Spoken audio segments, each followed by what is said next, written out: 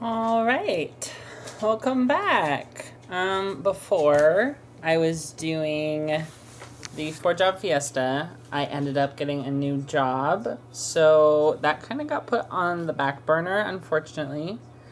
I've been very tired. I've been wanting to stream. I just haven't really had the opportunity to do so. But yeah, I am very excited to play this game. This is my favorite game of all time.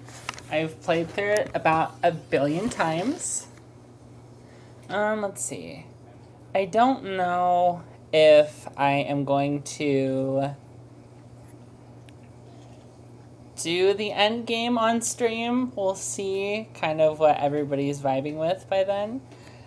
So I think for the sake of an easier time, even though I can't min-max as much with this one, I think that I'm going to go with the expert sphere grid. I think that makes it much more fun to me than the normal sphere grid. Oh, and then the soundtrack. So the soundtrack too, I actually really prefer the original. That's probably because I've played the original so many times and it's nostalgic to me, but I always go with the original. I played with the arranged a few times, but some of the tracks in the original form just hit different. Like, it's just my childhood and it makes me so happy. Anyways, this opening is absolute peak cinema.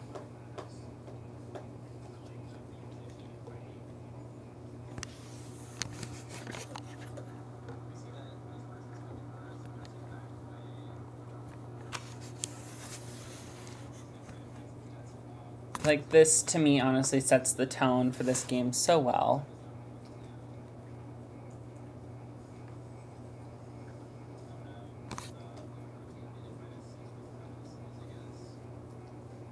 The only thing that I wish that they would have added in the remaster is a skip cutscene, and that's only because I've seen the cutscene so many times, but that's not anybody's fault but my own.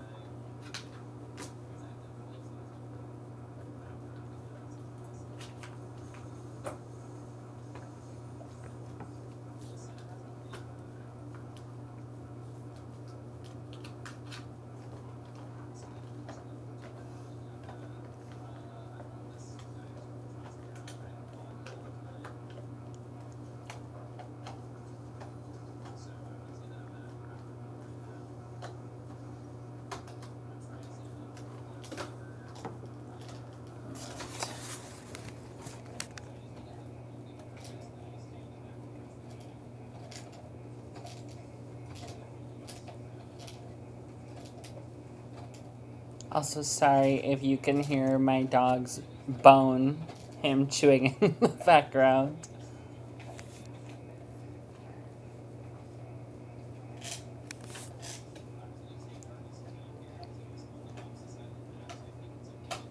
Listen to my story. This may be our last chance. At some point, depending on how this goes, I might do some challenge runs and post those on YouTube. I think that would be very fun.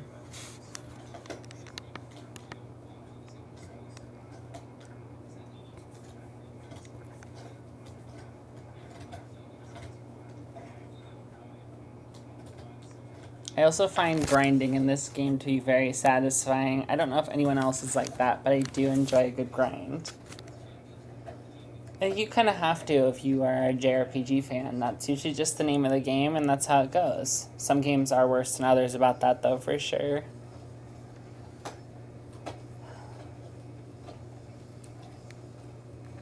Do you ever have that one thing that just, no matter what mood you're in, just brightens your day? Because for me, that's this game.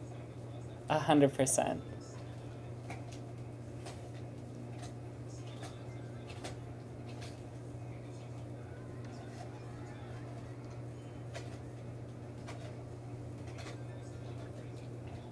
How all these people are dressed is so 2000s also.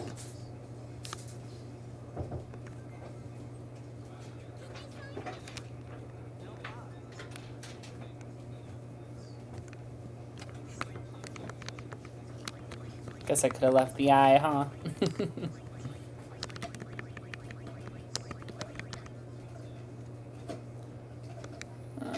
How do I want to go about this? We'll just name him Time. That's fine. Shorthand is good too. Oh, right. You can kind of skip a little bit with certain cutscenes. It just depends. Like if you press X at the right time, you can skip some dialogue. That doesn't work with everybody.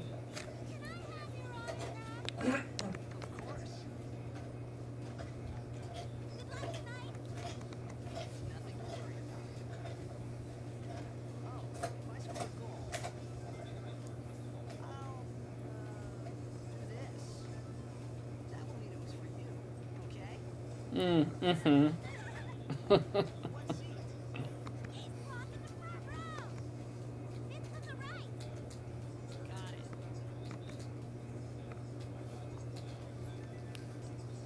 Okay. And I think you go forward from here.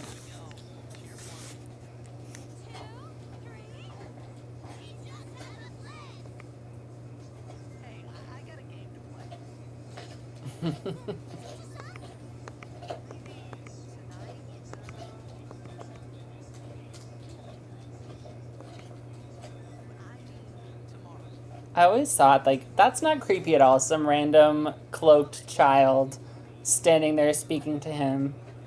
Maybe he's schizophrenic.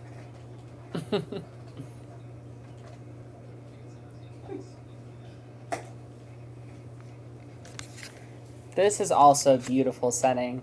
This landscape, but I don't even know. That architecture with all the water cannot be structurally sound with erosion and everything, but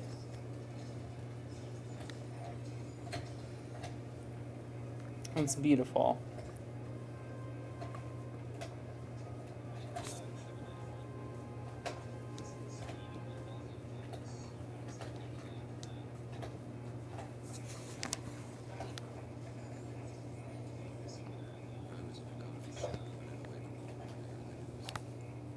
I don't think I've ever... Actually, no, I sat here and listened to this dialogue fully once, and it was really long. But otherwise, I usually just run through, and then that's that.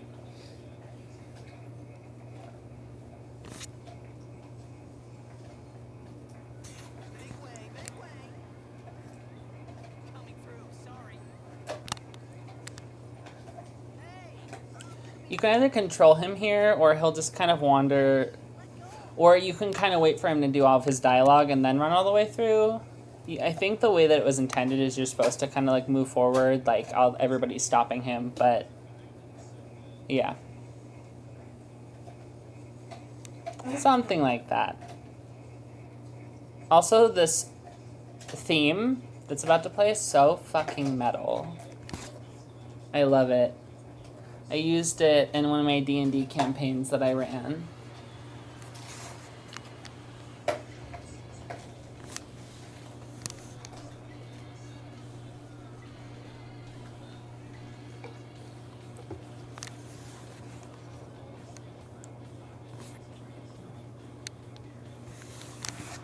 It in one of my D&D campaigns that I ran.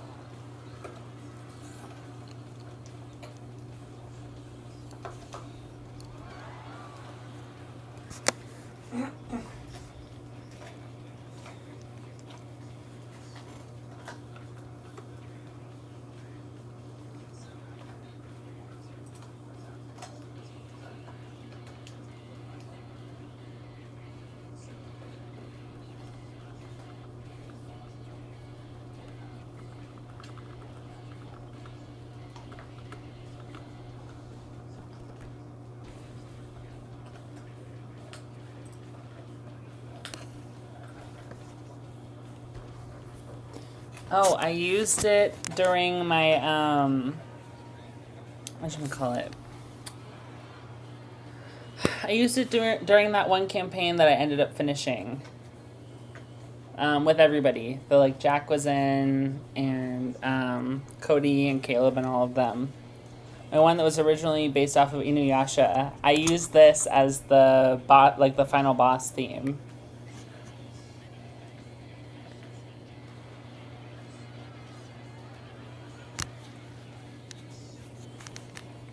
I really like it. It's good.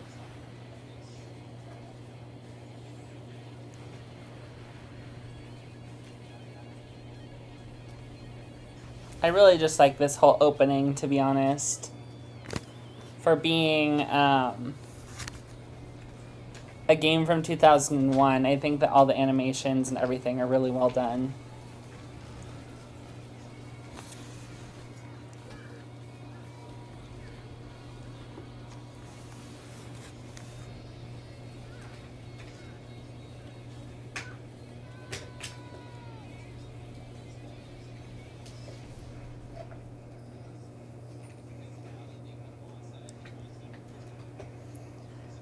So something I enjoy about this version of the game, I actually haven't fully finished this version, but it's moddable, number one, and number two, you have like fast forward functions and stuff, so you can really speed up grinding if you wanted to do that. Which is really nice, to be honest.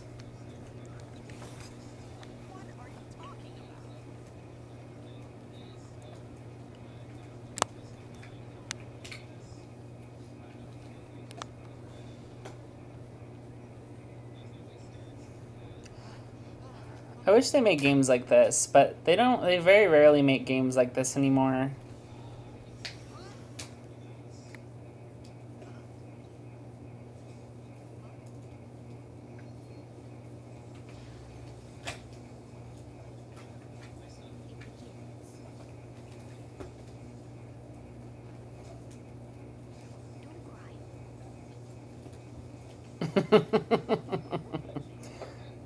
Yes, this is actually just Texas. That's it. With a strange little boy that talks to you and some cryptic old man.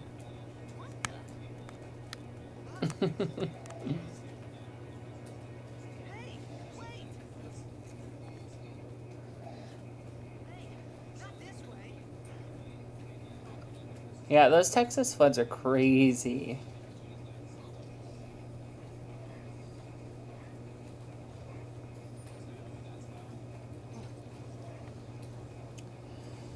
An interesting fact about this game is because of when it was made, like how long ago it was made, they didn't have the assets from the original game anymore. So when they did this remaster, they had to rebuild a lot of the assets. They didn't, or rather, I think they had some of the assets, but they didn't have any of the assets for Yuna or Titus anymore. So they had to rebuild them. And so, as far as that's concerned, I do think Titus and Yuna's models from the PS2 version look better. I like Yuna's model and like the HD cutscenes, and Battle, her model bugs me. Titus's model in Battle doesn't bug me, but his one in cutscenes does, because he looks kind of glassy-eyed.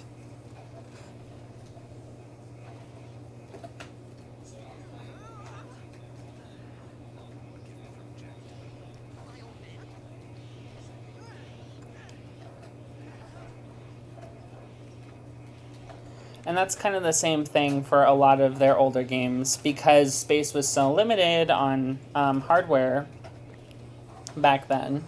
Wasn't like, oh, I can just go buy this micro SD card that can store 128 gigabytes. Like, you only had so much. It was like floppy disks and whatnot.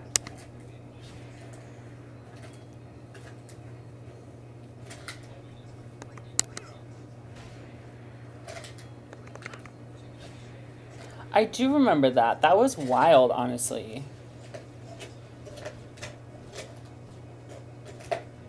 Crazy stuff. Especially because The Hunchback of Notre Dame is not like...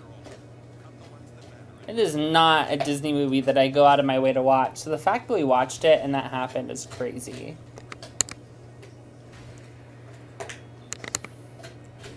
I wish the enemies at this point gave you this game's equivalent of experience, but they don't. So, you know. Yeah, I think it is interesting to note. Because I was curious why he looked kind of like different when I first watched, or first played through this. And that's why. Because they had to rebuild everything from scratch.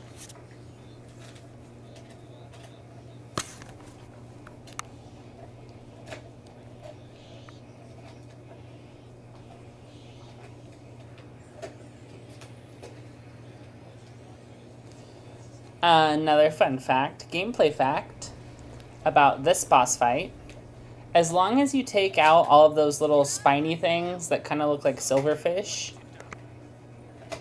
Oh god, this is going to be bad. Because it's not going to be right. Oh. Ugh. It's all in like... I forgot. All the inputs are in like Xbox stuff. But anyways, fun fact. Once you kill those things, you actually cannot die during this boss battle. Because this boss will only cast the spell called Demi. When Demi will just cut your HP by a certain fraction amount. So there's never a time that it will kill you. You'll get really low on HP, but you'll never actually die from it. Yeah, they do have a system different than XP. Not really, like it's not that different, but it is called AP. Because you don't go up in levels, you get sphere levels, which allow you to use this game's enhancement system. And the sphere levels allow you to move around on what's called the sphere grid. And the AP you get will give you sphere levels. So levels matter, but not in like the traditional RPG sense. It's not like Octopath Traveler where you level up and like that's that. But anyways, you notice here that with this guy, every time he casts a spell, the damage gets less and less because it's fractional.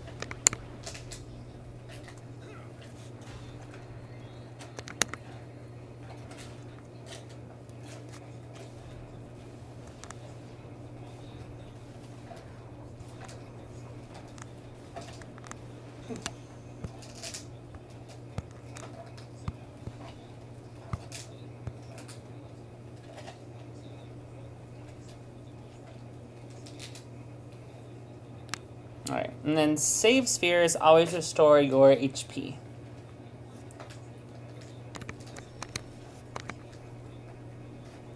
I have a lot of save data on here. None that's like super duper far though into the game, because I usually will play on like my PlayStation 5. Or back in the day, my PlayStation 4.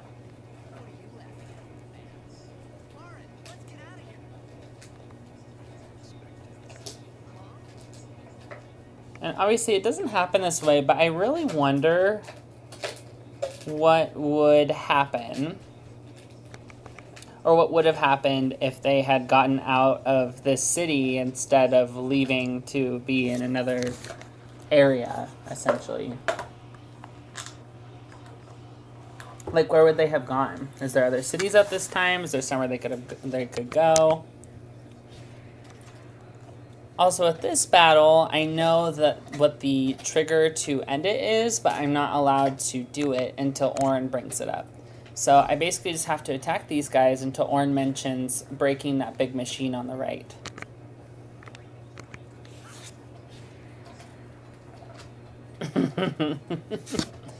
That's a great question. I'm hoping soon. She seems to be doing better than she was, so I'm hoping she's whole.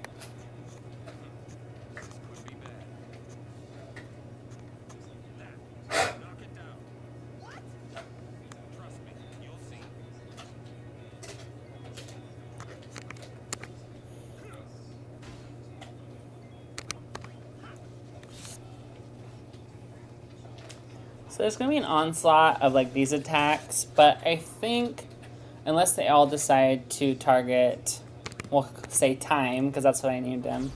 If they all decide to target him, then that might be bad. But otherwise, the machine should bust before I get to the point of dying.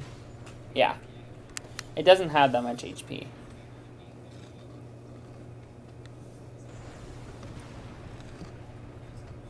Also, CinemaSins. Bomb on the side of the road is convenient. Convenient bomb on the side of the road is convenient.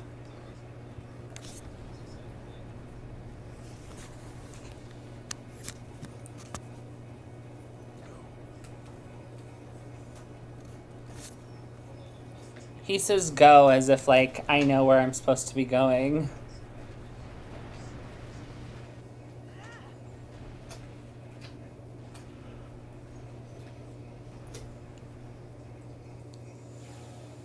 I mean, I do know where I'm supposed to be going, but, like, if I was playing this for the first time, I would not know where I'm supposed to be going.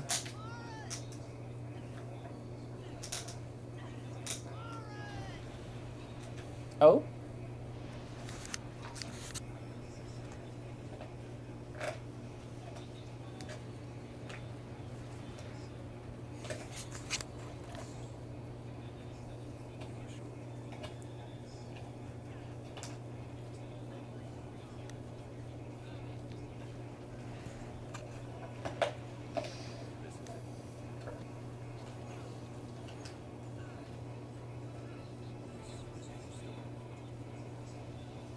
Way to make him self-centered, Orin. This is your story. Maybe it's not his story.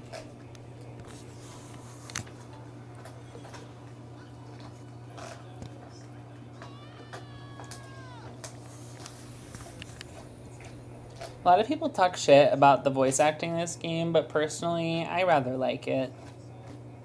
And that might just be nostalgia talking, but I do enjoy it.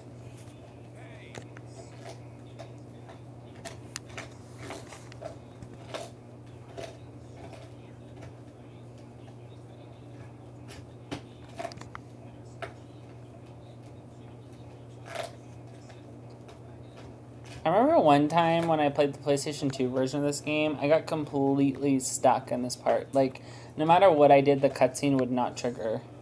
I thought about a lot of things. Like where I was, what I got myself into. I started to feel lightheaded. And then sleepy. I think I had a dream. A dream of being alone.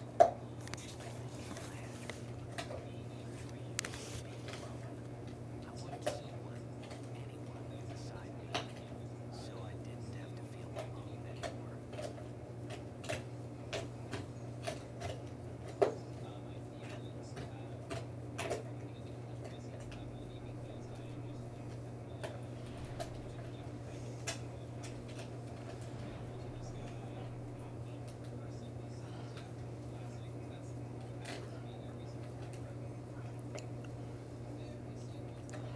Also, this is kind of silly. But there are other chests you can get here. There was some that I already knew about, but there's some chests in here that I had no idea even existed until recently. Because I got to a point where I'd played the game so much that I kind of just beelined to my next destination rather than exploring. Just kind of one of those things, I feel like when you don't know where you're going, you're more likely to find things like that, and I just never did. And so by the time I got to the point of just playing it so much, I hadn't discovered it. And honestly, I felt for the longest time like I remembered there being some sort of chests somewhere, but I could never remember where they were.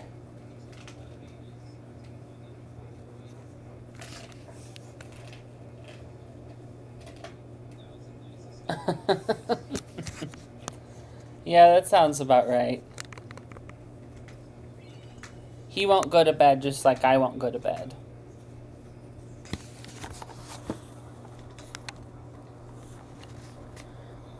Yeah, the chest is literally just potions, but, you know, 2 potions help out a lot in the early game, to be honest. It's not like older Final Fantasy games where they only restore 50 HP. Like, they restore 200 here, and that's a good sum of HP.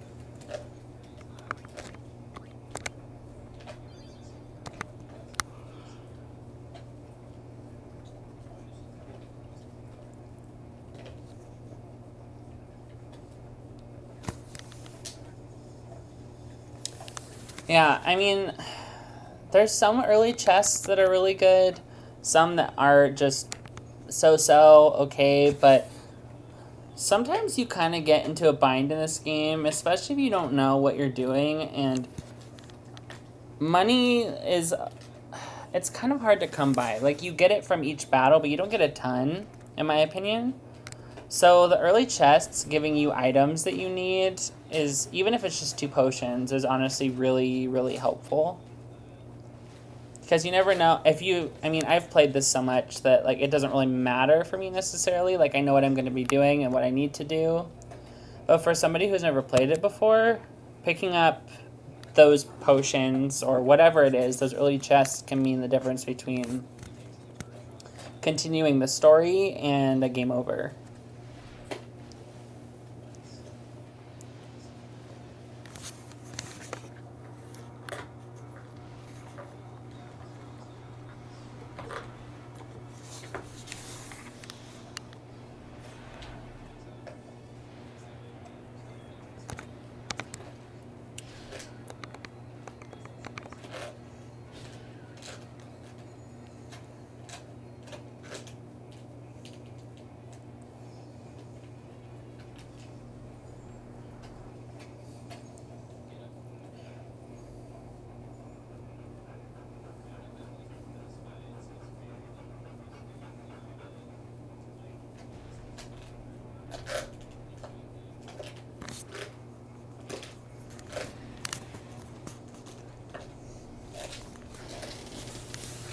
But these early boss battles are they're not really that difficult. Like these first 2, like this one and the last one that was dealt with.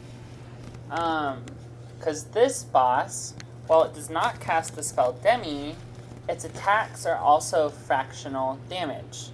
And so if you ever play through this game and you think you're going to die and like that this boss fight matters, it doesn't. So don't waste your items. Because in the past, before I knew that, I had definitely done that before where I just blew through all of my potions. Because I was like, well, shit, I'm going to die, like whatever. But the fight triggers its ending once you get low enough. But you can see this cuts your HP in half. Because I was at 520, now I'm at 260. And so once you can't die because it's just going to keep doing that over and over. But somebody who's just learning might not know that.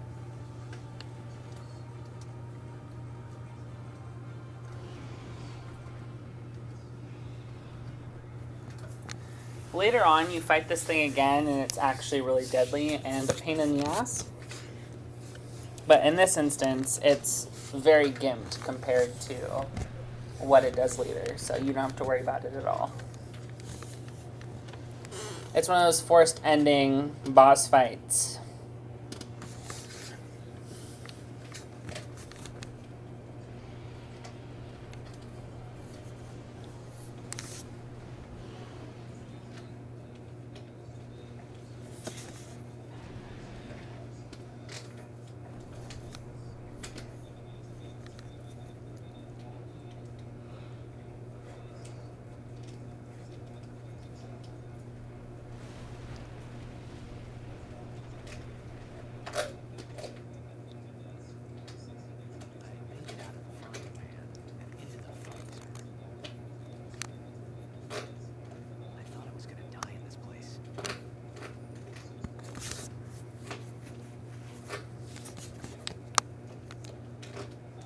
So that's an interesting thing too. Obviously he eventually gets out of here. But when you really think about it, like he was locked in this area with really no way to get out. He's kind of stuck. So if what happens later didn't happen, it'd be kind of bleak.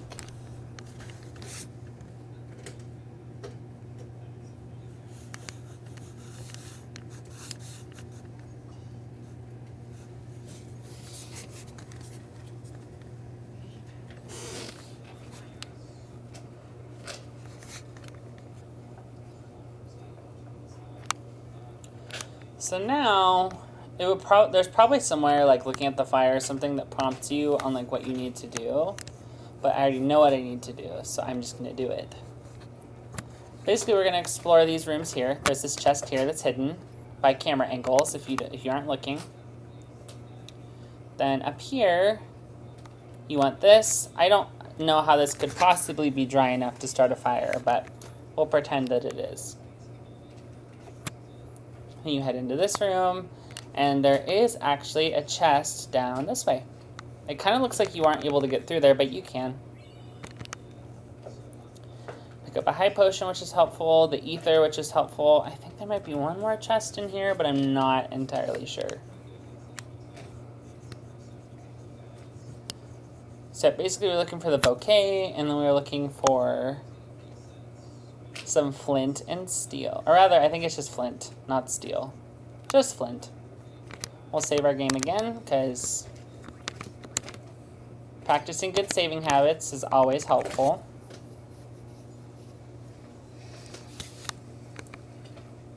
Here's the flint that could not possibly produce a flame because it's being fucking rained on, essentially. But we're going to go with it, because that's what it is. Now he's going to go start a fire. And we'll proceed from there.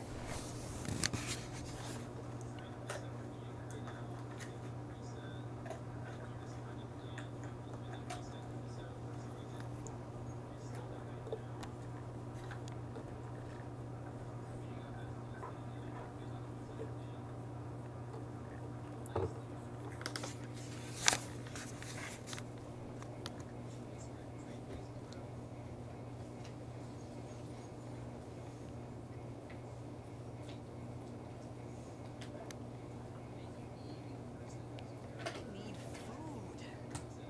Mood. Me too. What do you want? It was a bad call. Your team lost because of you. Came to say that. It's been 10 years.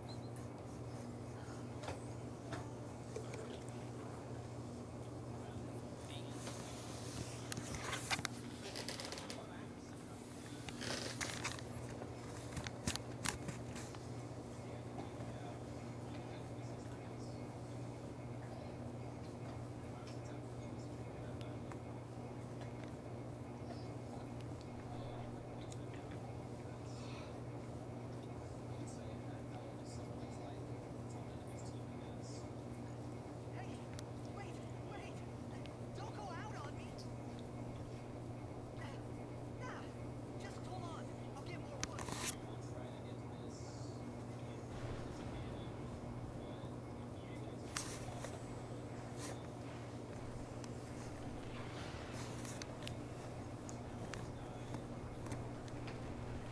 Here it comes.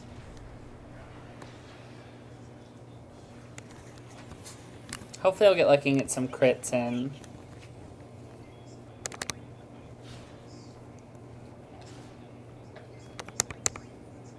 Maybe it'll get some misses. We'll see. This battle can always go very differently depending on your luck. The nice thing about this battle setup, though, is you can kind of see your turn order on the right, and the actions that you do kind of affect it. Like that pink and purple bar, depending on what it is like your action value, kind of. And each thing carries more weight. Like you can see, like an item has a quicker turnaround time than attacking does. So if I were to use an item, then my turn gets pulled up. But in this instance, what I'm going to do is I'm going to attack this. I'm going to let it attack me. Oh. I think I'll go again then. If it had hit me, I would have healed there. But because it didn't hit me, I don't need to heal right now. Because I know for a fact that I'm able to take one more hit from it before I have to heal. And now we're getting help.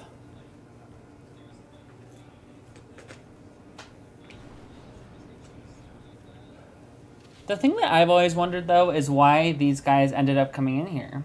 Like, I'm sure Titus is grateful, but why are you here? They never really state. Like, they're looking in the surrounding ocean and stuff for a lost relic of the past. And this doesn't tell you now, but this character is Riku. And she can use items. Special items. To deal extra damage. So she has grenades. You could see that that does considerable amount more.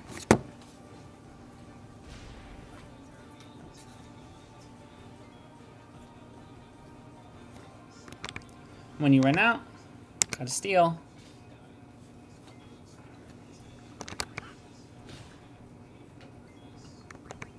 But I have plenty of turns to do all this. So I'm not too worried about it.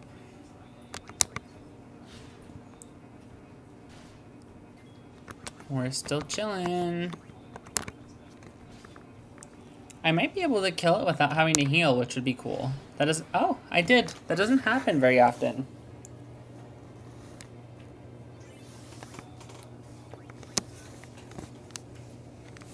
And I got an ability sphere too, which is nice. In the original version of the game, ability spheres were really hard to come by in the early game. And there wasn't any way to really get them until later. Like, there were certain enemies that dropped them, but even then it was a low drop rate. In this game, though, this version of the game, there are what's known as extract abilities. So you can extract power spheres, ability spheres, stuff like that. And power spheres, speed spheres, mana spheres, and ability spheres all activate the specific aligned nodes within your sphere grid.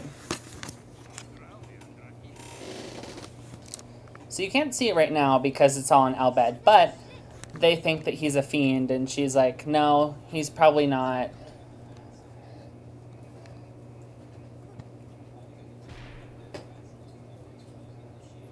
And she hits like a fucking tank for some reason, which I find hilarious.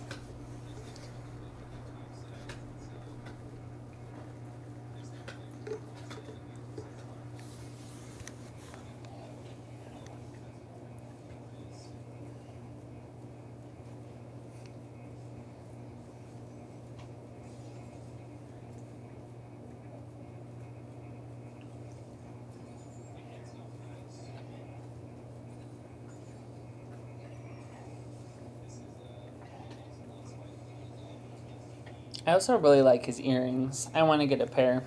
They sell them on Etsy, I think. Hey, that hurts.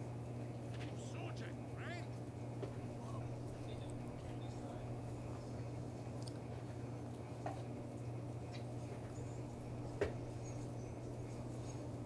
nurse.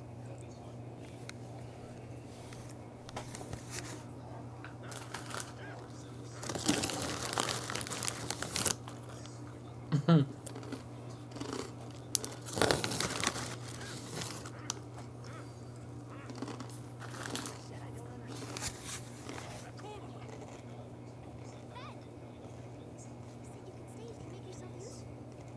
him. You understand me? All right, I'll work.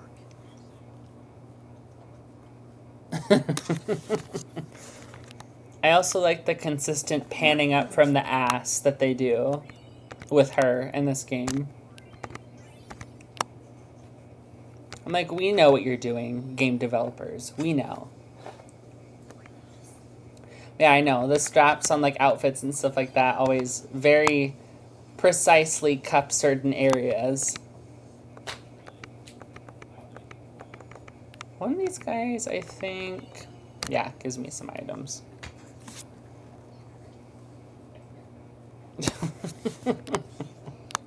You would say that. Okay, now we're getting the sphere grid tutorial that I don't need because I have used this enhancement system 50 billion times. The funny thing is, too, is there's not two different tutorials based on which sphere grid you pick in the beginning, because there's the standard and expert sphere grid. Like, this is the standard sphere grid, but I picked the expert one, and there's not one for that.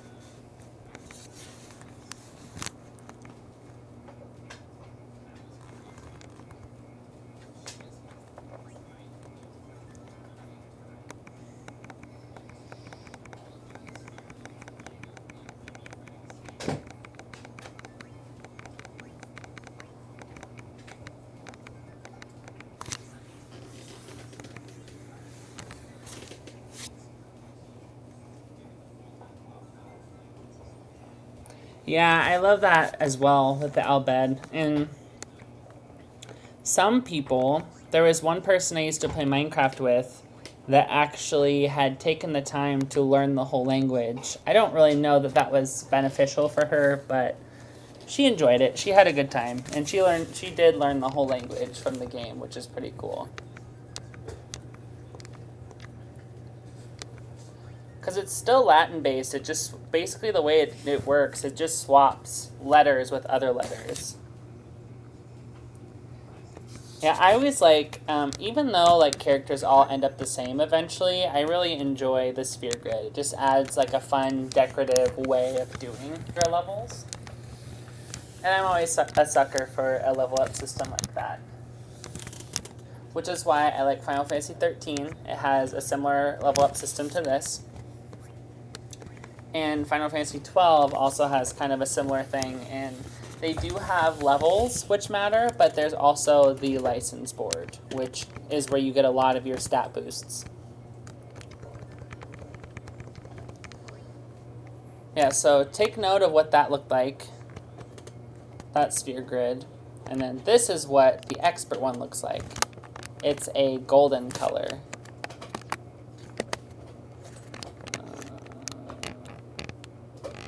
See?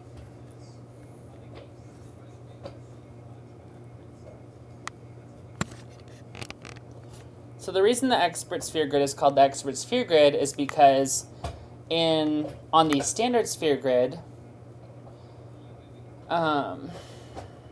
everything is blocked off by a lot of like key spheres, these, or locks, I guess, that you need key spheres to unlock. And they still exist on this sphere grid, but in the beginning, there's a lot more freedom in what you're doing. So, for example, like this way up here is still the way to go for Titus's sphere grid section, just like in the standard sphere grid. But because the rest isn't blocked off, if you were like, with the expert one, if you were like, oh, I want to go over into Waka's sphere grid instead, like you can do that. Or, oh, I want Titus to be a magic user this game. Like you can do that. He still won't be as good because their starting stats are based on like what their roles are going to be. And early stats play a pretty big part in everything to begin with. But the reason that I never recommend the expert sphere grid for somebody who's just starting to play the game is because somebody who's never played the game before would have no idea that, oh, this is Titus's portion of the sphere grid originally. And, oh, this is Waka's, and this is Lulu's. Like, they won't know. And because nothing's blocked off, they could very easily pick the wrong way and really make things difficult for themselves later in the game. Like if they're like, oh, I'm just going to get all these spheres. And then, you know, like everybody has all of these, but they don't get any of the stats that make them relevant. And then you just have a really shitty and hard time.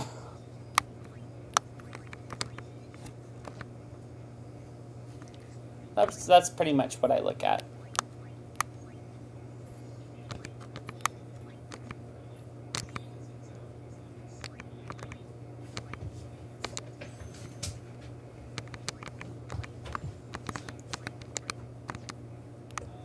Okay, let's save it.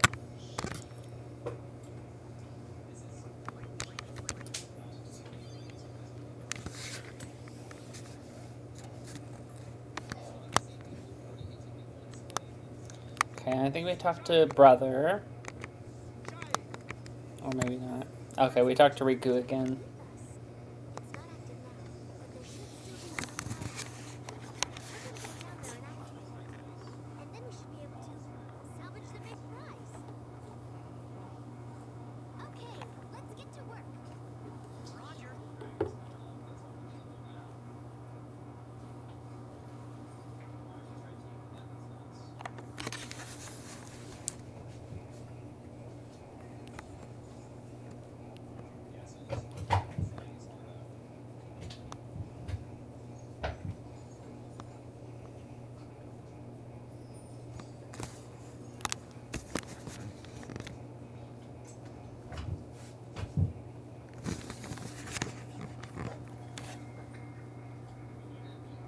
Yeah, I like it as well that you have that ability to do that.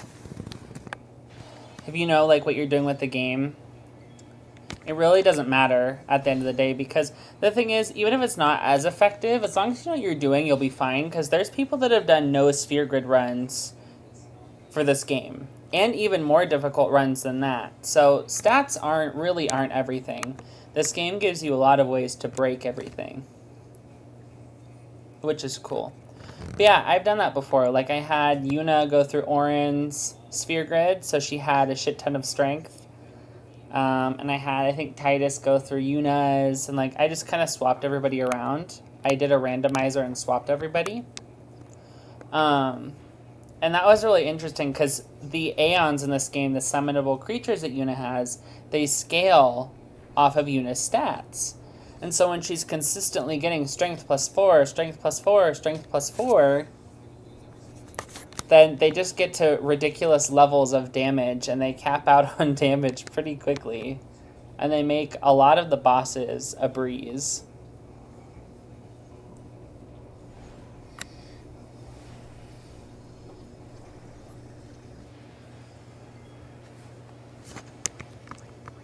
Let's see.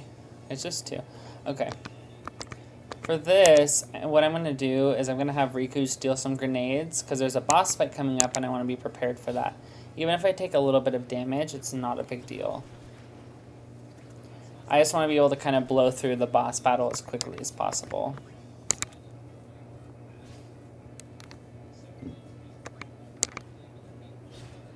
But if I wanted to kill these faster, I would have attacked with Riku and then attacked with Titus, because those two together will kill 3 fish. Then there's the 2 fish that Titus can kill with 1 hit. And then there's 1 fish that Riku can kill and hit. So you can't reallocate like your sphere grid levels. But later on, you can make a weapon that is like triple AP. Basically, it makes grinding super easy because you fight one battle and you get like 12 sphere grid levels per battle kind of thing. But what you can do, even though you can't like reallocate points, you get this item called a clear sphere later on once you capture 10 of every monster. And that allows you to change different stats on the grid. So let's say that there was a strength plus 1. So the highest that base stats, excluding HP and MP, can go is they range from a plus 1 to a plus 4. So you can have plus 1, plus 2, or plus 3, or plus 4, as far as like strength, agility, like all those kinds of stats go. That's the highest you can go with those, is 4. So let's say we had a strength plus 1 on the board, right? And we were like, well, that's kind of a waste of space. Like, we're trying to min-max and get our character stats as high as possible. You can get strength spheres and clear spheres. And if you use a clear sphere, then you clear out a specific sphere node that you have. Makes it a blank space. And you can use a strength sphere in place and put it in that spot and make it a strength plus 4 instead. So you can't reallocate your levels, but you can change what stats are actually physically on your sphere grid. If you wanted all of one stat, you could do that. It would take a long time, but you could very much do that. But yeah, that's kind of how that works.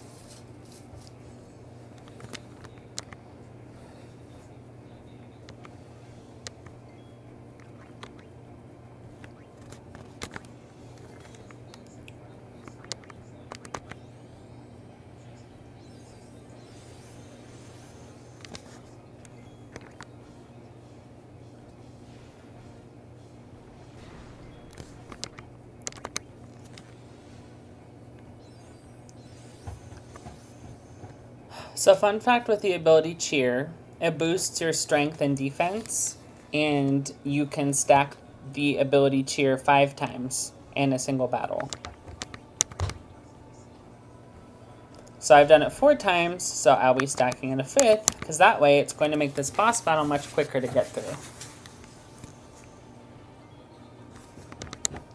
I'm out of grenades, so I'm going to steal those.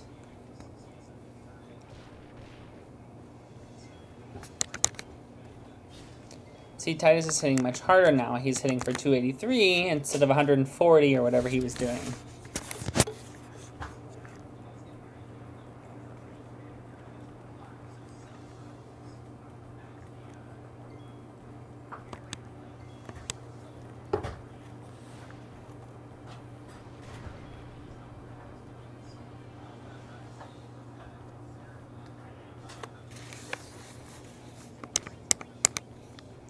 Steal another grenade. Or fail to do it, I guess. Riku does decent damage now, too. I'll probably just regularly attack. Yeah, it kind of keeps going through this loop of you fight it a bit, then you attack, then it goes away to the other side, and then it charges at you, and you just repeat the whole process.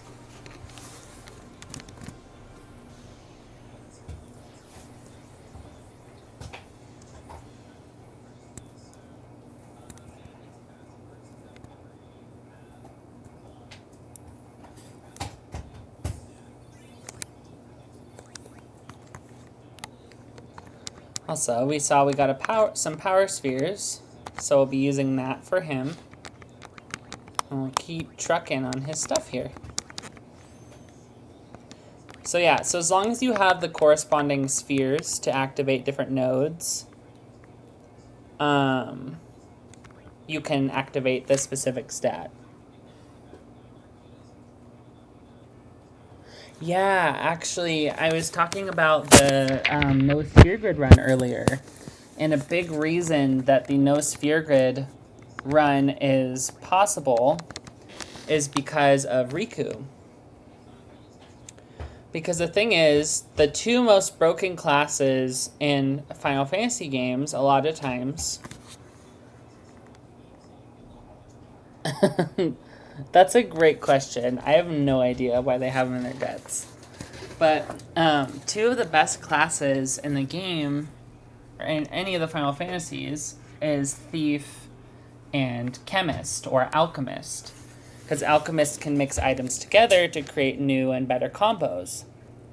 While you have Riku, and Riku is both of those classes mixed together. She has the stealing capability, can use the items that she steals to her benefit, and she can hyper buff the party with her Chemist mix set. So they really were just like, you know, we're going to make the most broken character ever, and you're never going to not have her on your team. So that's that. And I personally really like how thoughtful they were with the steals in this game. Because you can almost always get something useful from every single enemy in the game. Whether it's a damaging item, whether it's remedies, like whatever it is, you can get it. You can also customize weapons and armor later in this game. And you need specific items to do that. And, well, where does that come in? Thief. You steal the items you need to customize. And you can make some really broken shit. Like auto haste, auto protect, auto shell type shit.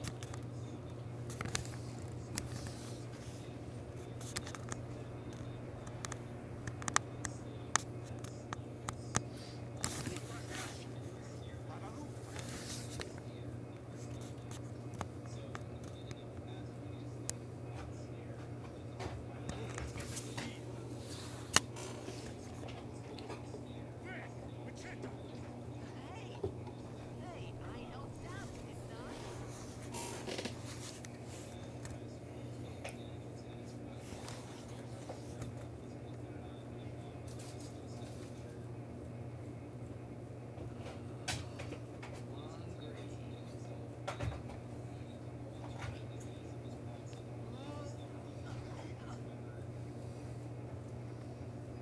She's like, let me kick you in the face real quick. Here's some food. Whoa! Right on. It's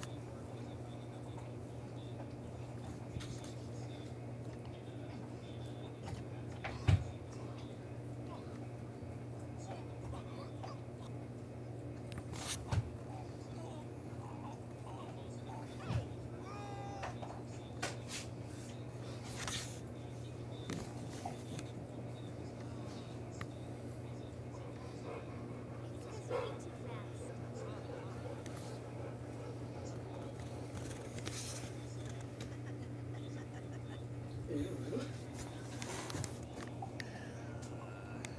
you eat too fast. This whole interaction is funny. Hello there. What is your name? Riku?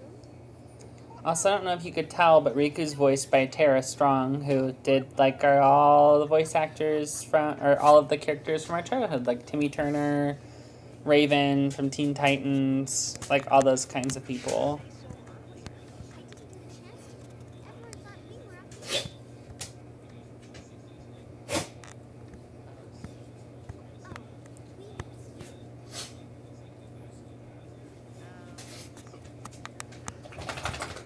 Oh, we missed you. Who are you guys anyway? We're out back. Can't you tell? Wait, you're not an Outback user, are you? I don't even know what an outbet is. Who are you? Xanakin. I'm a blitzball player. I'm a star player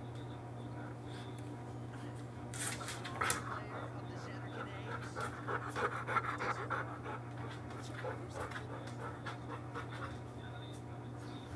You guys?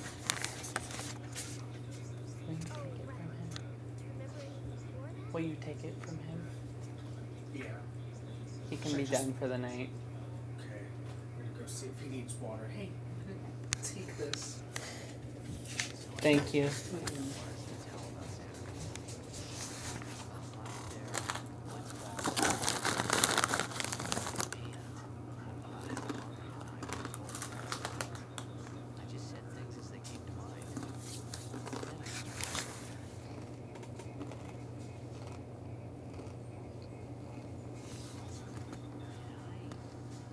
Did I say something funny? Oh, you're sick. I love that. When I rebooted my campaign to continue to the next part, because I left the original one open-ended, I really wanted Tony to play an arcane trickster because he was playing the son of his old character, and his old character was a rogue, and the woman that his old character married was a mage, a wizard basically, and I just thought, how neat would it be All there. for the son to be an arcane trickster? It just made sense, but he wouldn't do it. He ended up just playing a strictly a mage, a wizard, which was good too. That was new for him, but Sin attack Xanarkin. You're saying that happened 1,000 years ago? No way.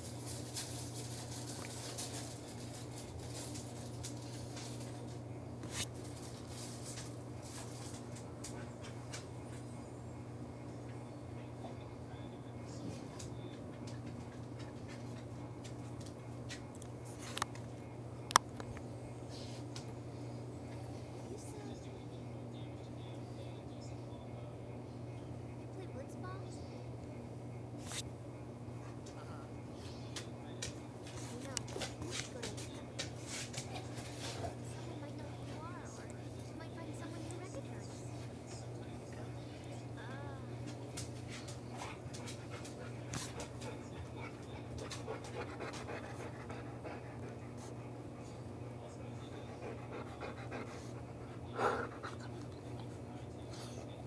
that's actually really cool. Leave it to me. I'll get you a good time, promise. You'd rather stay here? Okay, I'll go tell the others. Wait here. Oh, and one thing. Don't tell anyone you're from Xanarkin, okay? Gavin says it's a holy place. You might upset someone.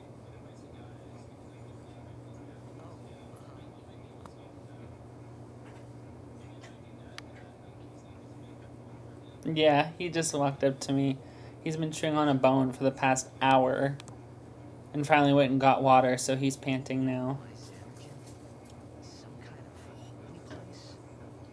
Yeah, right, I thought. Since when? Yevon? Sin? Luca? I thought Sin just took me to a faraway place. We could go back in a day or two. But 1,000 years into the future? Think about how jarring that would be to be sent 1,000 years into the future.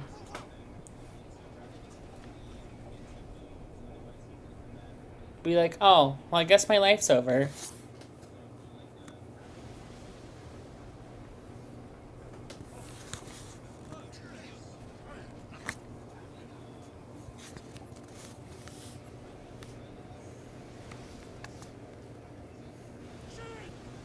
Here comes Big Demon Whale.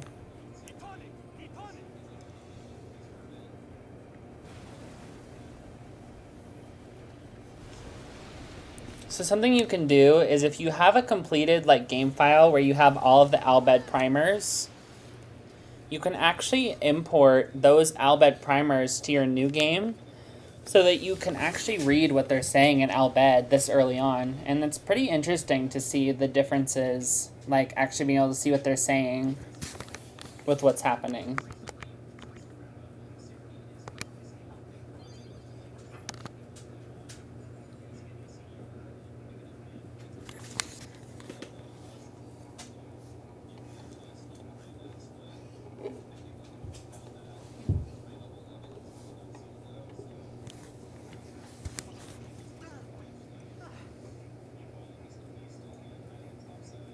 Riku!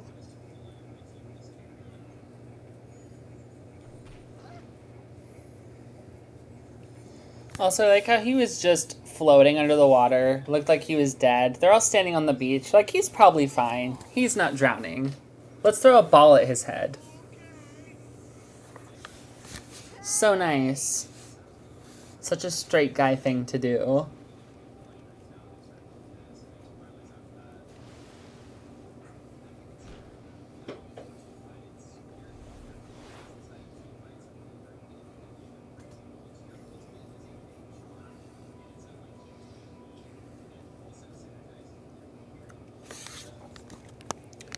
Okay, so interesting thing here.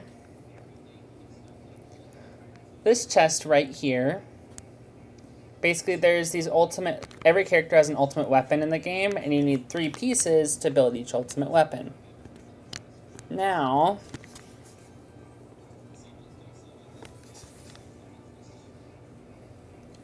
that is the earliest ultimate weapon piece you can get. That was the Moon Crest, and that was for Yuna. Basically, for each legendary weapon, there's the weapon itself, and then its respective crest and its respective sigil, all based on moon, sun, and then the different planets, which I find cool.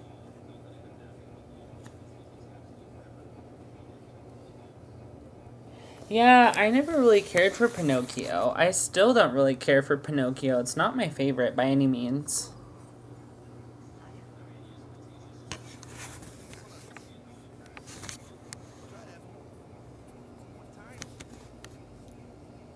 Finally, things were starting to look up.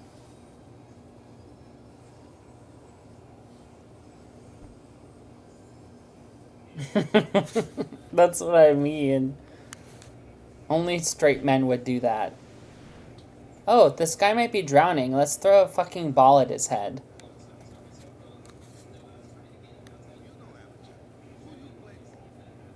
The Xanarkin apes. Oh my god. He said Xanarkin. How could he do such a thing? I meant, forget that. I got too close to Sin, and my head's all foggy like. So, I don't know where this place is. Or even where I came from. Sin's toxic got to My favorite thing about this game and its story is its message. It's not like super overt, but the message that it gives of not just blindly following religion your whole life. Learn to think and act for yourself. That's what the game ends up coming, or yeah, it's what the story of this game ends up coming down to, which is really cool to me. as you know, that really resonates home with me. I felt like I could trust this Waka, so I just had to ask. Now, it's true Xanarkand was destroyed, right? 1,000 years ago? So it's just a big pile of rubble, isn't it? Long time ago, there were a whole lot of cities in Sphere. Big cities with machina, machines to run 'em. People played all day to let that machina still work. And then, well, take a look. Sin came, destroyed the machina cities. Xanarkand along with him. And that was about 1,000 years ago, just like you said. If you ask me, sins are punishment for letting things get out of hand. What gets me though is we gotta suffer because of what some goofballs did way back when. Of course, we must always repent for our sins. That's it. It's just that it's hard to keep at it sometimes, you know? It was just as Riku said. Waka and Riku. You know, to be honest with you, I wouldn't be surprised if the pants were originally based off of that. Because all of the characters originally had different roles. Like, Titus is a sports player, plays blitzball, but if you look at him, he has like overalls, like some weirdly shaped overalls Appreciated the fact and whatnot. trying to cheer me up. His original design leaned more into the overall thing, and he was originally going to be an underwater plumber rather than a sports player. One more time. That was a piece of trivia I got from the collector's edition of the game that I bought back in the day. And I find that really interesting. When I was. I'm sure it was hard not to think So they very well could have been better already. sort of firefighters originally. And they decided to keep the design because they liked it. But something to note is that, generally speaking, Tetsuya Nomura is the one who did the designs for the characters in this game. He did designs for characters in 7, Final Fantasy 7, Final Fantasy 8, and in 10, and I think 13. And he's definitely known for very interesting designs. Lots of zippers and shit like that. Exactly. That's what I'm saying. Where is my calendar?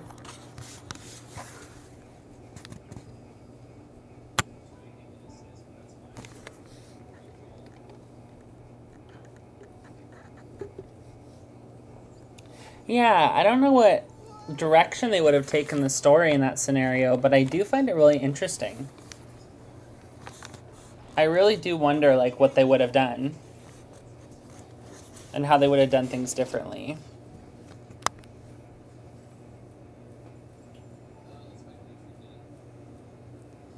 Also, all the music in this game is so relaxing.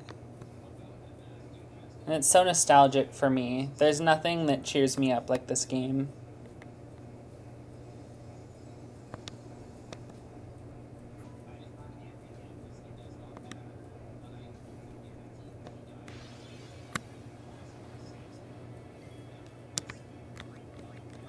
Okay, so we got that. Okay. So we'll do this one. So Waka doesn't have quite enough attack to kill the two, because basically there's 3 different groups of fish. There's 1 fish, 2 fish, and 3 fish. 3 fish have more HP, 2 fish have a little less, and then 1 fish has the least. Waka, I don't think, hasn't quite enough attack to kill the 2 fish on his own at this point. Titus does, but Waka can kill the 1 fish, and then they work together to kill the 3 fish. Another thing that I find interesting is, like, this is a good spot to grind out some stat spheres if you needed them, like spheres to activate certain sphere nodes. But you actually can't come back to this section after you've left. I'm not exactly sure why they chose to do it that way, but you can't come back here, and I find that very interesting. I guess outside of grinding there wouldn't necessarily be a reason to, but like I said, if you needed extra like ability spheres or power spheres or whatever, it would kind of be useful.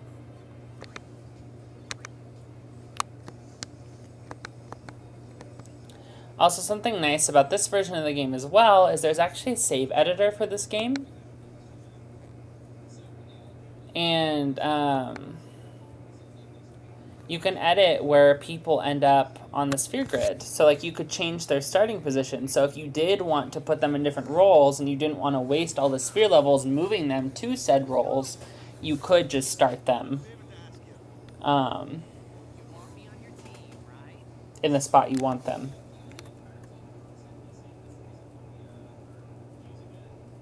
Yeah, that makes sense.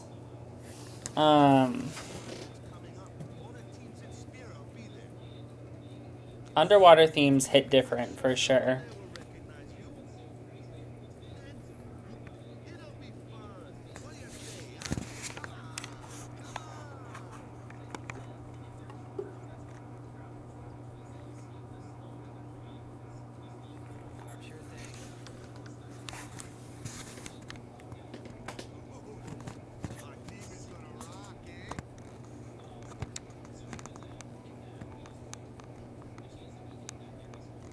I thought then that Blitzball and Sid were the only two things that Spira and Xanarkin had in common. I wasn't too far off either.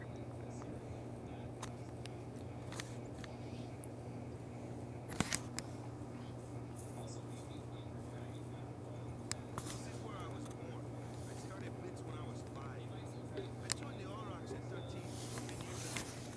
10 years. Never won a game.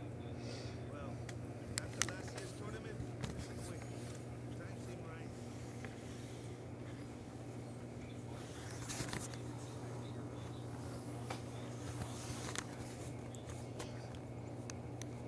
So, after quitting, I got this new job, yeah?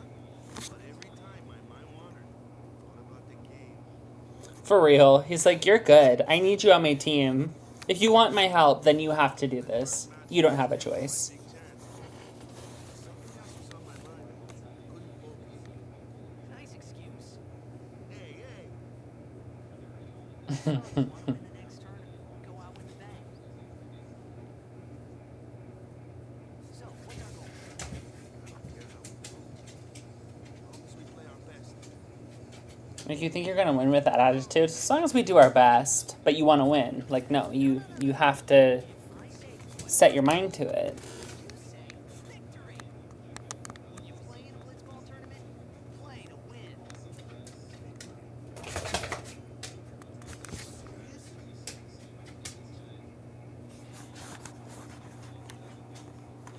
See, like I said before, you can't go back to that area. So, like, this is where you came from with the underwater area. You can't go back there. Even later, if you can go a little farther down, and it will just turn you back around. It'll redirect you.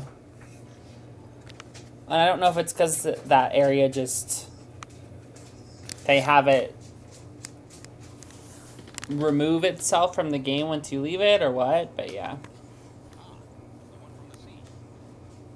Be on guard. There are fiends on the road today. Surviving your run-in with Sid, what was your shield deal?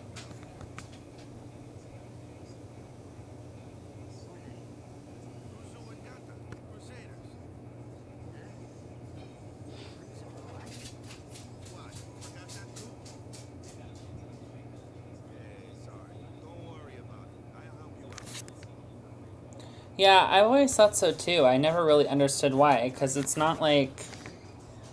there's other underwater areas in the game after that point that you can be in, and it just removes the other party members that can't swim. So I really don't know why you can't go back. It's probably some weird fucking back-end game design choice, honestly. We'll get you something over there later. Take a look around first. Let's see. Also, Titus hasn't eaten since the beginning of the game. He has to be starving by this point. Titus is like, I'm hungry. Waka's like, yeah, no, later. Don't worry about it. You could sleep or something. I don't know. I don't care. Remember the prayer, right? I don't know any Of prayers. course, I'd never prayed before in my life. Not that he would know that. Must have forgotten or something. Here, I'll show you. Also, Waka's character arc is wild because he goes from this basically this game's equivalent of a devout Christian to like fuck the Christians, which is hilarious.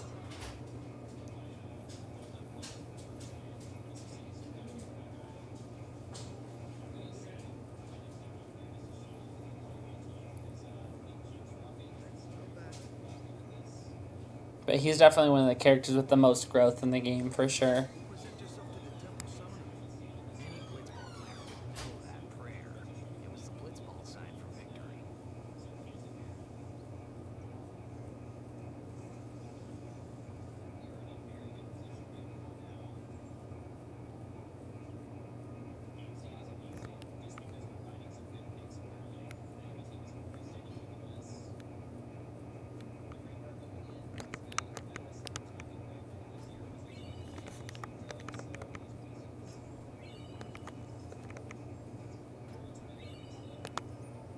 So there's this chest down there.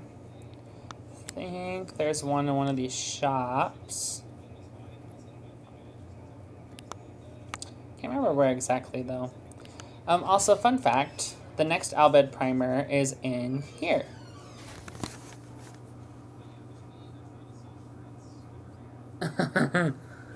Yes, you do. Praise be to Yevon. Yeah, you can see the book right here, the Albed primer.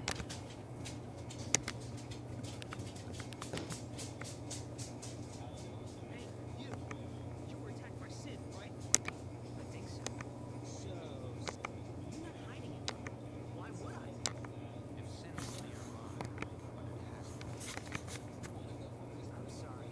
I really don't know anything. To tell the truth, I don't even know what the Crusaders are. You're kidding, right? Sin, toxin. Tell him. Yes, sir. The Crusaders are sworn to battle sin. We have chapters throughout Spira, accepting all who wish to join our struggle. The hero we sent formed the Crusaders 800 I'm years turning ago. the AC off. I'm Karen. Okay. She says the line, stay away from the summoner. And then there's the little kid that goes, you're a bad man. Well, we've steered Sin away from towns many times. Nobody's never been. Our mission as Crusaders is to protect the temples, towns, Stupid old bag. Me too. There's this lady out of here, this old lady. The main character tries to help this girl, the other main character basically. And you walk near her and the old lady goes, stay away from the summoner. And then there's this stupid little kid, this brat that goes, you're a bad man. Like, shut up. So, Chacha, you can go right down now. Look, there's cats.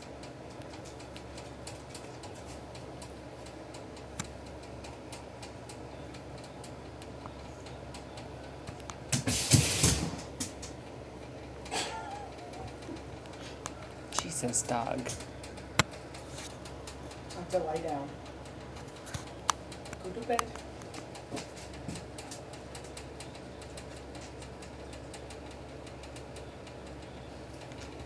I think he wants to come up. You might. I don't think you can pet the cats because it's so. This game's so old. They didn't really think about it. They're just there for aesthetic. Oh, this is the chest I was thinking about. It was right in plain sight. I'm just dumb.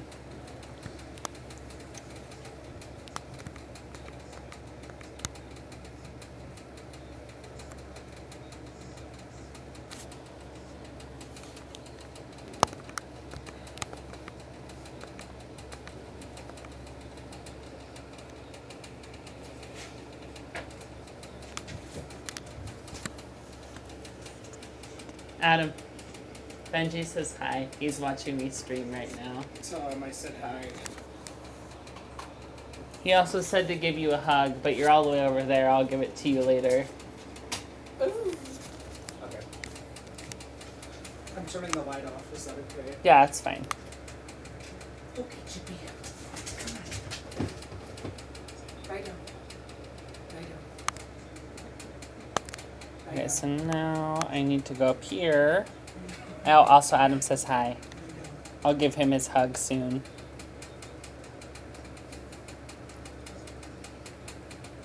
You lie down. So out of all the Albed primers, there's actually 2 that are missable. One is actually the first one that I got on the boat, and another one comes later. Lie down.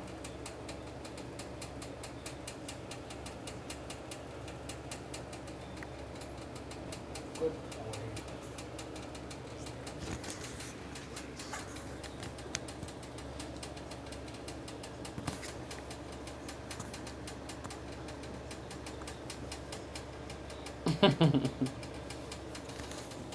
Began to realize how different this world was from my own.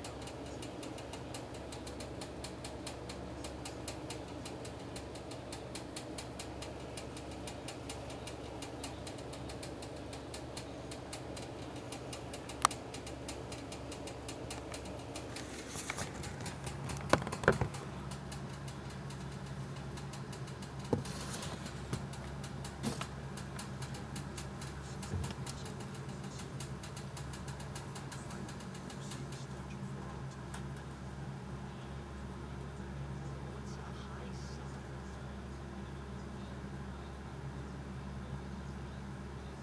He was clanking that thing when he's driving the net. Oh. It's going ting ting ting ting ting ting ting ting ting ting ting. It's just Hi, sir. Oh, I'll give you your hug for funny. Something the same excuse over and over. Funny. I hot. Yes.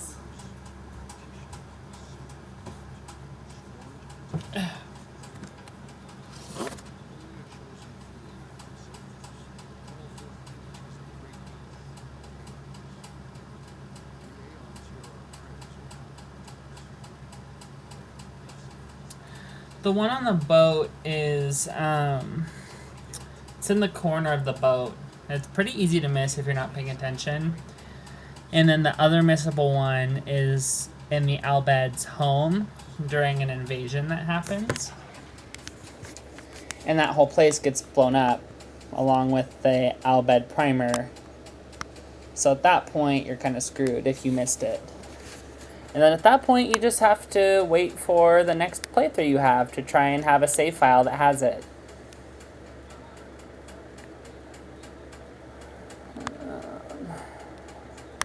This one. This hut. This is where I need to go. Yeah, exactly.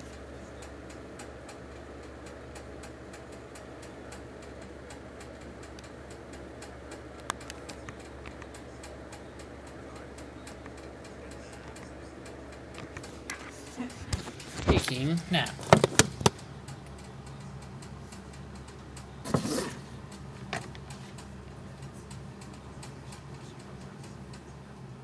Can't interfere. It's a rule.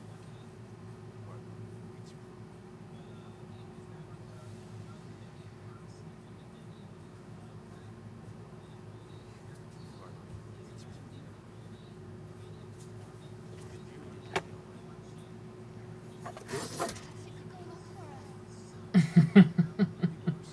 He would pop up.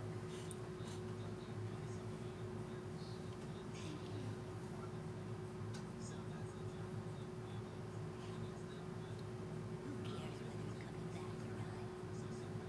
But he might die. Fine, let him. Do you hate him so? If he dies, you'll never be able to tell him how much you hate him.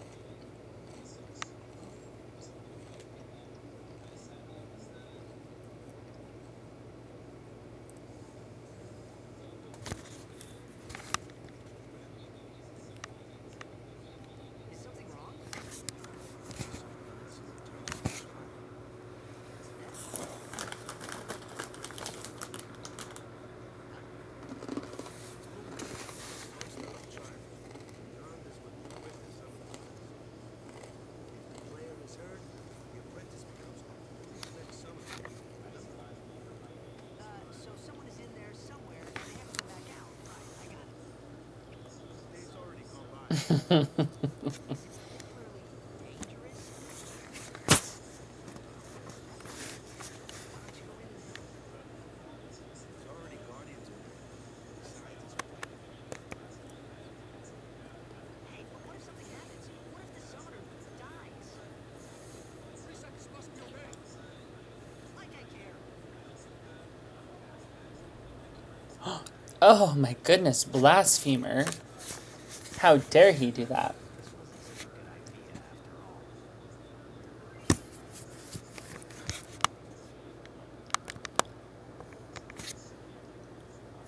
So, at each temple, there's a cloister of trials, where you have to do all the specific things to get to the end. Now, at each cloister of trials, there is a sphere known as the destruction sphere. And if you activate the destruction sphere correctly, then you get a special treasure. That's good. Being outside is good. But if you activate the destruction sphere, yeah, then you get a special treasure. And you need to activate every single destruction sphere and every single place, every single temple, in order to get one of the most powerful summons in the game. Now here's the kicker. In the original version of the game, if you missed a destruction sphere, you could just go back and you could do it. Just do the destruction sphere that you missed. But in this version of the game, they added some super bosses that are the Dark Aeons that are really difficult to beat. And those appear in this area in Besaid, and they appear in a later area in Makalania. So if you miss the Destruction Sphere in Besaid and the Destruction Sphere in Makalania, then you don't get to get that summon until you beat the Dark Aeons, which you won't be doing for a while. And that summon makes early end game grinding a lot easier. So if you forget to do it, you're kind of fucked. Also, in each cloister of trials, there's always a glyph sphere. There's always glyph spheres, a destruction sphere, and there is always. And then there is always a sphere that corresponds with the place that it is. So, for example, there's Besaid spheres here. There'd be Kilika spheres in Kilika, Jose spheres in Jose, and so on and so forth. Glyph spheres are always the spheres that activate the destruction sphere in a sense. Like, you'll always use a glyph sphere to find where a destruction sphere is.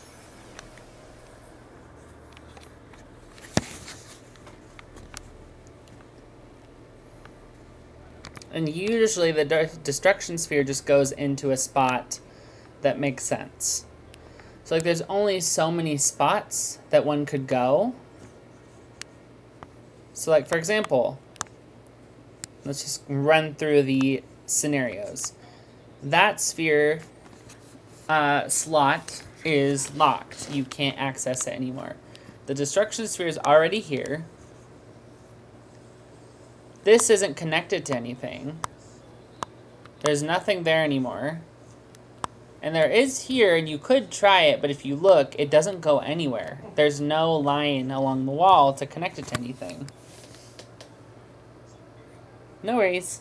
Thank you for joining. Nice to talk to you for a while. Sleep good.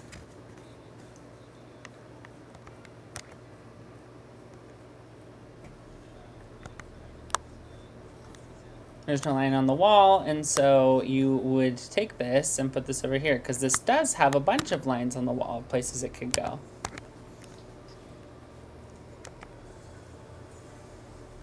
So you see that that ran along there, and that's going to open up this area here.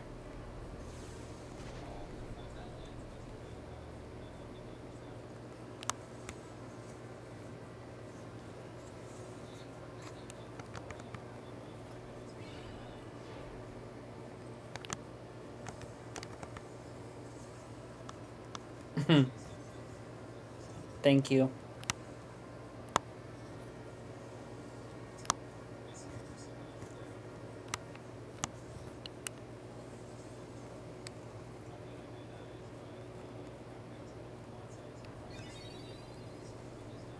Hey, what's gotten into him? It's okay. More summoners, apprentice summoners, and the guardians will come. Tradition and order. So what about you? Me? I'm a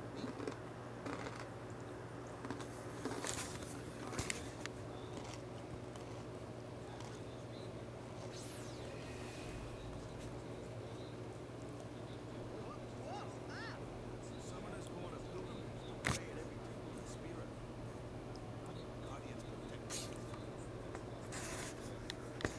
Guardians in there now. Is that a sure few? Who knows what might happen? Hell to come this far. Might as well go all the way. How are you doing? Didn't think we'd be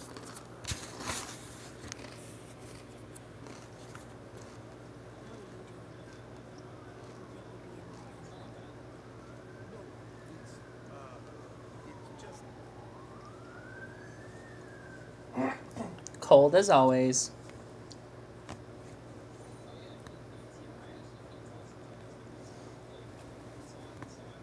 the summoner all right? Who are you? It's funny because, like, both Waka and Lulu think that Titus looks like like Waka's dead brother. But then you see him later, and they really don't look alike at all. I'm like, oh, they're both young men with the similar skin tone, I guess, that are sporty. That's about all they got going. That's the same. I've also wondered why this audio is so muffled in this section.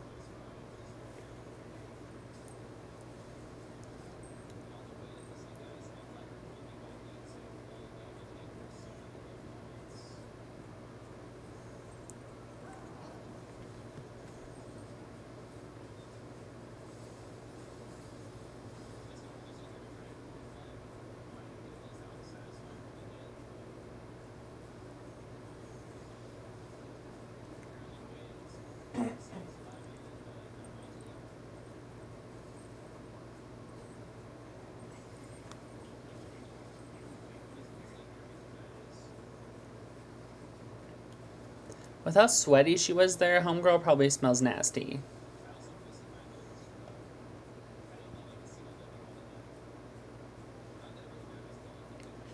Interesting fact about Yuna's design is that Old geezers. originally the designer, the artist, was going for wanted to go for a kimono style, but felt that it was too stuffy, like a kimono in general, but felt it was too stuffy for the world that she was in. So he ended up doing this kind of half kimono thing that you see her wearing. yes, over here.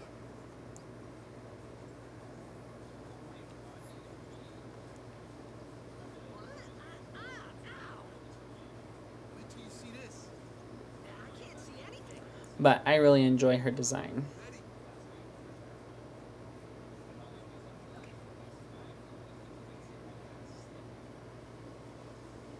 The intricate flower patterns and things like that are really pretty.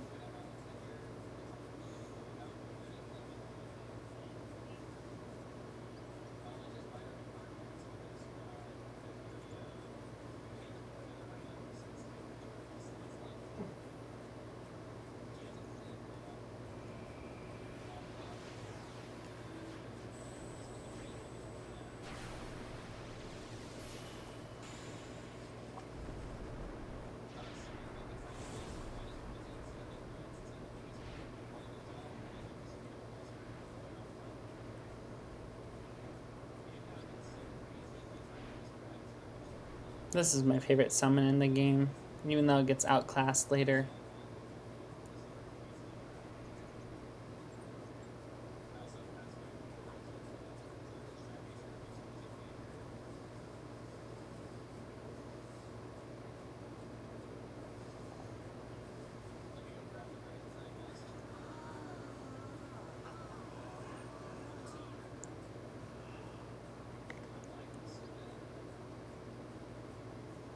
seen anything like it in my life.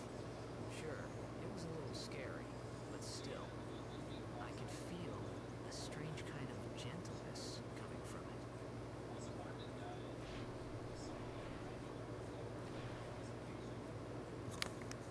Perfect.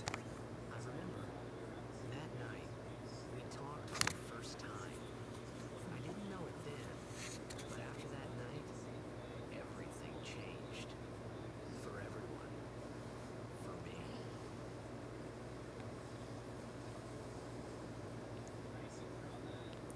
Let me introduce you to the team. This guy here wants into the tournament so bad, I let him on the team. His memory's a bit fuzzy, so don't mind him if he says anything odd. Come on, say hi.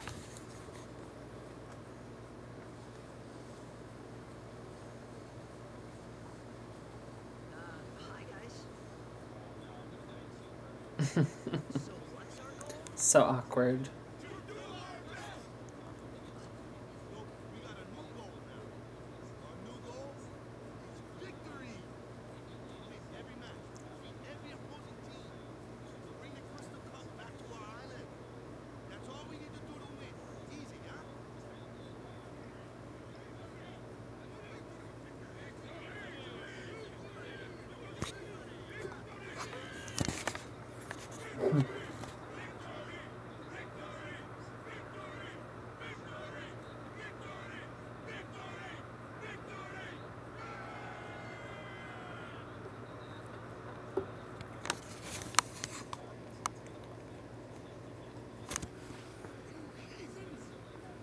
Stay away from the summoner!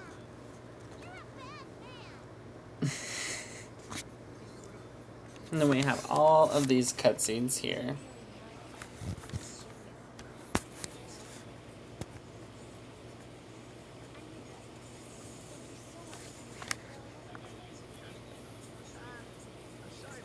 I hope I get to meet her voice actress someday. That'd be really cool.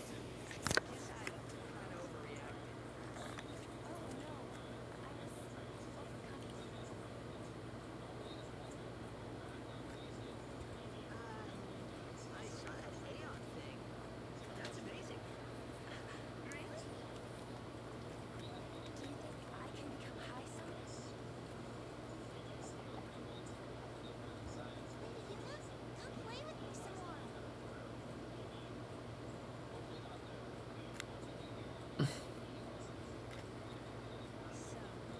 tomorrow,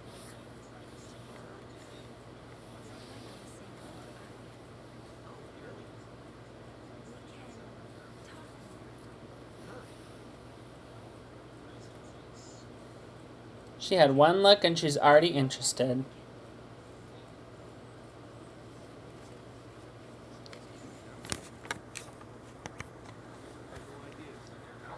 promises there, big guy.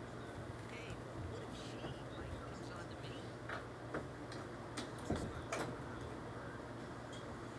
Spoiler, it happens.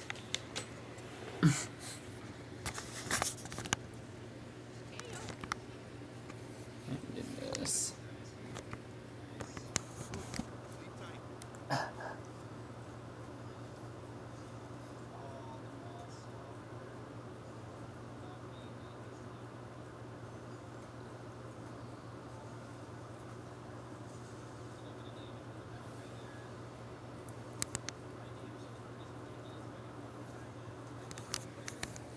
I'm glad this is running better on this computer because on my laptop, when I play this, a lot of these cutscenes would be green rather than being actual cutscenes, which is very odd, and I didn't know how to fix it. Are you really sure this is okay? Would you take me to Saturday?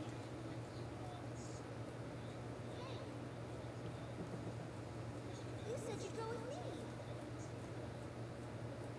No, hey, Thought Papa told you not to get any ideas. He did. Yeah, so you're coming with me.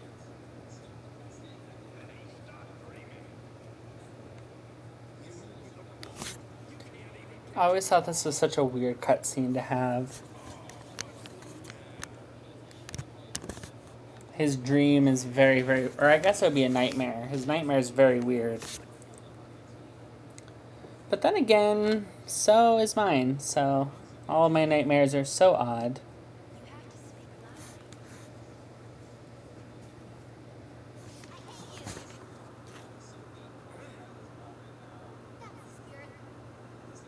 You can do it! I hate you!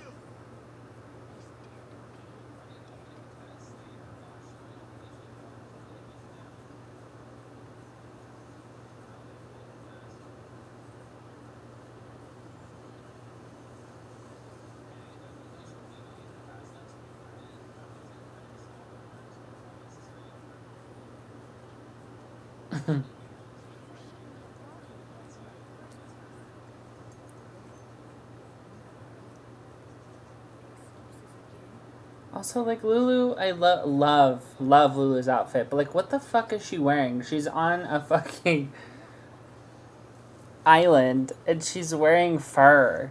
Like, I feel like she'd be dying.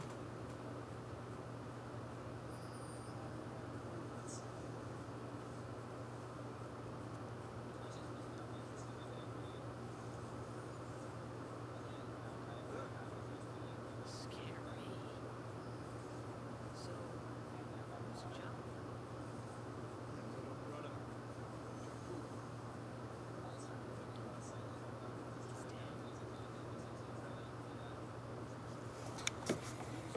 Sad. Sag.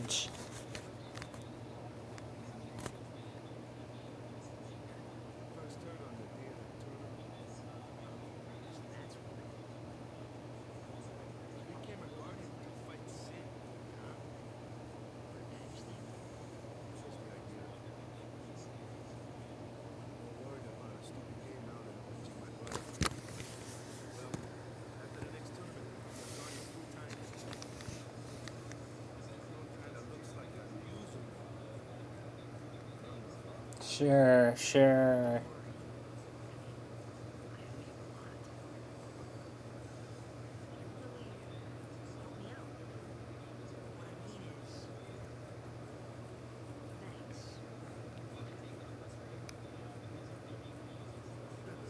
Stop. You're embarrassing me.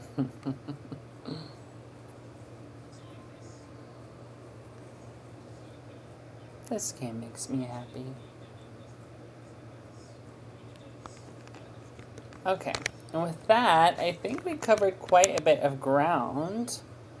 So I think I will be ending the stream there for now, but I'll be streaming again soon. Thank you for everybody who joined. I hope you all have a good night, or morning, or day, whatever it is, wherever you are. And I will see you all later.